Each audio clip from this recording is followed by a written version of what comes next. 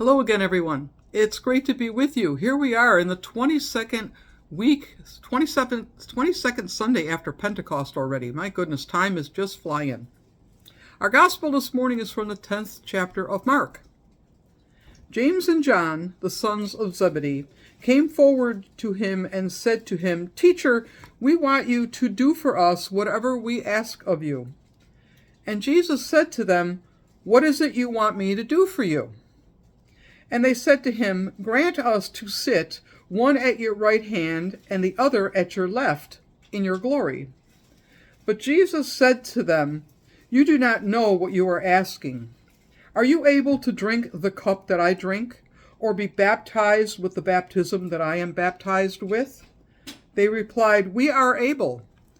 Then Jesus said to them, "The cup that I drink, you will drink, and the baptism with which I am baptized, you will be baptized. But to sit at my right hand or at my left is not mine to grant, but it is for those for whom it has been prepared."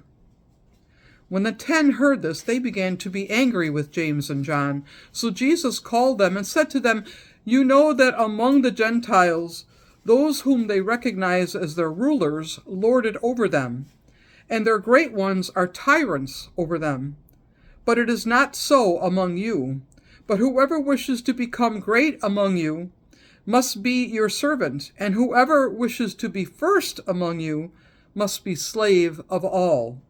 For the Son of Man came not to be served, but to serve, and to give his life a ransom for many." The Gospel of the Lord. Praise to you, O Christ. So you're going to think this is a repeat sermon. It's not. It's more so the fact that the topic of greatness and what it takes to really be great pops up a few times, especially in Mark's Gospel. Today, though, the conversation isn't off to the side like in past readings. No, today the bold and brassy brothers come right up to Jesus and tell him what they want. And not in a stage whisper kind of way, but right in front of all the other disciples. Pretty gutsy, if you ask me. But here's the thing. James and John are social climbers. They want to be on top. They feel they've earned the right to ask for this honor. After all, they were among the first to leave everything behind to follow Jesus, and they've been with him the longest. So why not ask for this one thing, to sit one at the left hand and one at the right hand of Jesus in his glory? Understandably, the other disciples are angry when they hear this exchange. I can almost picture them looking at James and John and saying, "You arrogant, selfish, and presumptuous sons of Zebedee, who do you think you are?" Kind of sounds like James and John are pretty full of themselves. Their egos are inflated and they're living in an exaggerated sense of their own importance. They want to sit in glory and be great. But in all honesty, who among us doesn't want that? Why, who doesn't want to be great in their work, friendships, marriages, parenting, great in their community and among their peers, even great in their faith? Don't you want to be great in the eyes of God, in the eyes of others, and in your own eyes? To sit in glory of greatness and never ever again worry or wonder if you are enough? Most of us have been told or taught that we're not supposed to want that. And yet, haven't there been times in our life when we got a little bit too big for our britches? That seems to be what's going on with James and John in today's gospel. They've gotten too big for their britches. But maybe that's not such a bad thing. Think for a moment. What are you really looking for in those times when you get too big for your britches? Attention? Recognition? Approval? Applause? Maybe it's power or control. Maybe that's how you deal with fear or hide insecurity and self-doubt. It might be those things, but I think it's more than that. I think what James and John want, what you and I want, goes back to what I said in last week's sermon. When we get too big for our britches, I think we really just want to be something more than what we have been. Maybe the problem isn't that James and John have gotten too big for their britches. Maybe they just need bigger britches. What if they've outgrown their current life and identity and they're trying to connect to a larger, fuller, more complete life and identity? Maybe that's what's going on with us too when we get too big for our britches. Have you ever wanted to be like someone else? Who was it and what attracted you to him or her? What qualities did they have that you wanted for yourself? Maybe it was a teacher or a mentor or a family member or friend, a colleague or boss, an author, a hero, or maybe it was just someone who seemed to have it all together. My guess is that it was someone who was their own person. There was a wholeness about them. They were grounded in daily life, but not stuck in it. They lived large, but weren't full of themselves. They were deeply centered in themselves, but always had space for you. I think we all have people like that in our lives. They attract and draw us to them. Their lives speak to us of love and friendship. They show us something about ourselves. They help us to see new possibilities. Their presence changes who we are. They call out of us the best part of ourselves. In them we catch a glimpse of something sacred and sacramental, meaningful and life-giving. They show us the possibility in the impossible. And we want to get as close to them as we can. Whatever it is they've got, we want some for ourselves. What if that's what led James and John to say to Jesus, "Grant us to sit one at your right hand and one at your left in your glory"? It's a bold request, but is it wrong? What if we're all intended to be great? What if we're all intended for greatness and glory? Didn't Jesus say to the disciples, "The one who believes in me will also do the work that I do, and in fact, will do greater works than these"? Could that be true for you and me as well?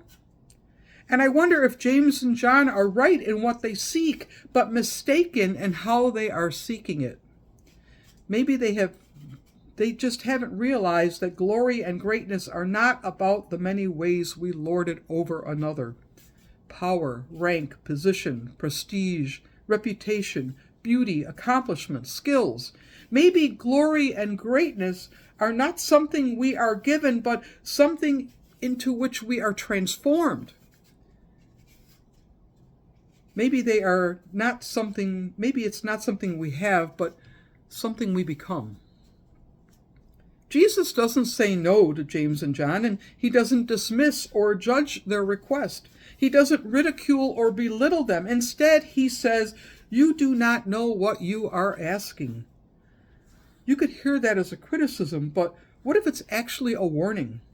What if Jesus is making sure they understand where this path will take them, what it will ask of them, and what greatness and glory look like?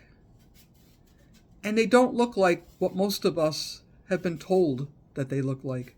They don't look like what usually gets recognized and rewarded, or like the things most of us strive for. Instead, they look like a cup and a baptism. That cup is the cup of self-surrender, the cup of Gethsemane.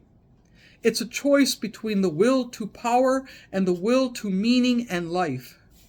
It's listening for a call in each of our lives that is more than simply choosing individual preferences. It's setting aside a smaller and known quantity of life for a larger and unknown quantity. It's putting the well-being of another on level ground with our own. It's letting go of an exaggerated sense of our own importance, not as diminishment, but as a way of recovering ourselves and being more authentic. It's giving up the need to prove myself because I finally realize that I don't have anything to prove, and neither do you. That baptism means allowing ourselves to be immersed in a life that is larger and beyond ourselves. It's living in a world of reversal in which the first shall be last and the last shall be first, and the great ones are those who serve and care for others. It means being connected to a life source, a force that's way more powerful than for anything we can generate for ourselves. It happens when we love our neighbor and our enemy as ourselves. It means turning the other cheek, being peacemakers, hungering and thirsting for justice, and offering forgiveness. It's letting the waters of compassion flow as we reach out and care for the least of these. It's respecting the dignity of every human being. What if this cup and this baptism are about losing something of ourselves? What if that's how we get bigger britches? It's like this. When I get too big for my britches, I have a choice. I can get a larger size, or I can lose something of myself. Either way, the britches are bigger. With the first, however, nothing has changed, but with the second, everything has changed. I have changed. My life is different, and that has the power to change my relationships and the world. So which will it be for you? Are you able to drink the cup of surrender and drown in the waters of baptism? That's Jesus' question to James and John, and to each of us here today. We are able, James and John answer. Yes, they are, and so are you and I. We are all able, but are we willing?